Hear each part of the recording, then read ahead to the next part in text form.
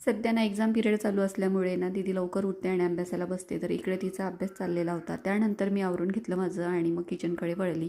तर सगळ्यात आधी तर चहा केला. मस्त गरमागरम चहा घेतल्यानंतर म्हटलं चला देवपूजा करून घेऊया आणि छान सकाळी सकाळी देवाला नमस्कार केला, पूजा करून घेतली आणि मग वळले किचनकडे. तर किचनकडे आल्यानंतर म्हटलं आज भाजीला काय करावं टिफिनला. तर आज ना आपण मसाला मटकी करणार आहेत. तर वाटण वगैरे त्याचा व्हिडिओ मी आधी पण टाकला आहे, तर तुम्ही नक्की जाऊन बघू शकता. आणि वाटण छान परतून घ्यायचं आहे आणि मटकी आपण शिजून घेतली आहे ती त्यामध्ये घालायची आणि मस्त मटकीची रस्साभाजी आपली मसाला मटकी रेडी झालेली आहे.